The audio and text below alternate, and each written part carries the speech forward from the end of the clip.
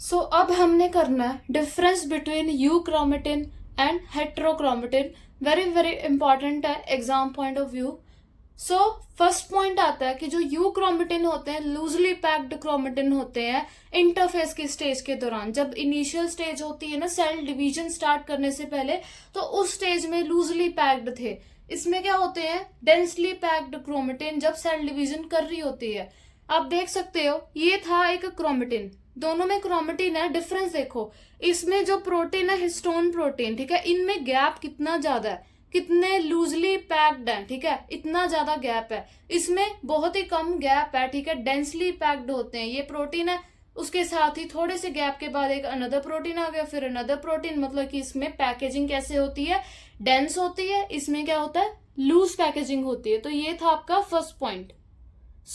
Make sure आप write down करो साथ साथ।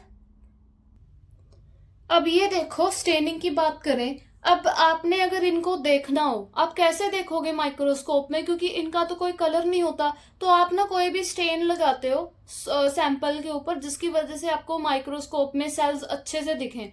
स्टेन आप मोर ओवर कोई भी ले सकते हो, बट हमने यहाँ पर कौन सा स्टेन लेना है, फ्यूजन स्टेन। ये स्पेसिफिक जो स्टेन होता है डीएनए के लिए हम यूज करते हैं, ताकि आपको डीएनए अच्छे से दिखे, विजिबल हो माइक्रोस्कोप में, उसके क्रोमेटिन उसके प्रोटीन अच्छे से आपको दिखे।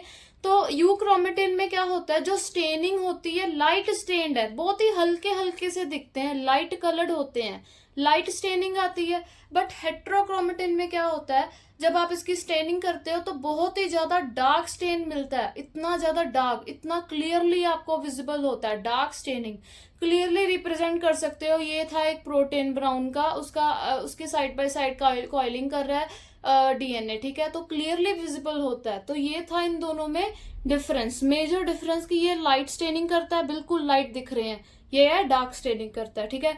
अब ये भी आप नोट डाउन कर लो। हम करते हैं अब नेक्स्ट पॉइंट इसमें। अब यूक्रोमेटिन क्या होता है, ट्रांसक्रिप्शनली एक्टिव होता है, और ये हेट्रोक्रोमेटिन इनएक्टिव होता है ट्रांसक्रिप्शनली। इसका मतलब क्या है कि जो ये डीएनए सीक्वेंस होता है ये इजिली ट्रांसक्रिप्शन करता है, मतलब कि डीएनए से आप आरएनए बना सकते हो, एक्टिव होता है इसके मामले में।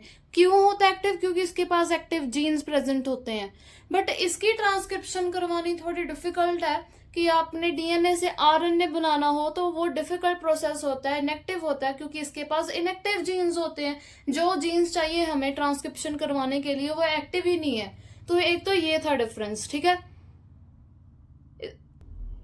अब लास्ट पॉइंट आता है इसमें कि जो यू क्रोमेटिन है उसमें रेपिटेटिव डीएनए सीक्वेंस नहीं होते, बट इसमें हाईली रेपिटेटिव डीएनए सीक्वेंस होते हैं टेंडम में। मतलब क्या है, जैसे डीएनए सीक्वेंस है, आपको पता है डीएनए में 4 बेस पेयर होते हैं, adenine thymine guanine cytosine, 4 base pair होते हैं। इनका एक सीक्वेंस होता है, ये बार बार रिपीट होते हैं। बट इसमें ना रेपिटेटिव डीएनए सीक्वेंस नहीं है। जैसे पहले क्या आया एटीजीसी, फिर आया टीएजीसी, फिर आया एटीसीजी। मतलब ये क्या कोई सीक्वेंस है, एक कॉमन सीक्वेंस तो नहीं है, एक कॉमन पैटर्न तो नहीं है, अलग अलग पैटर्न है। अगर हम 4-4 करके देखें, इसमें देखो एटीजीसी फिर एटीजीसी एटीजीसी, मतलब ये रिपीट तो कर रहा है बट एक सीक्वेंस में कर रहा है, एक पैटर्न में कर रहा है, इसीलिए इसको हम टेंडम बोलते हैं, कि जो लगातार रिपीटिशन करता है एक कॉमन पैटर्न के साथ, ठीक है। इसमें ऐसा कुछ भी नहीं है रैंडमली, कभी भी कहीं टी आ रहा है कभी सी आ रहा है, ठीक है। इसमें कॉमन स्टार्टिंग यानी कॉमन सीक्वेंस रिपीटिशन नहीं मिलेगी आपको।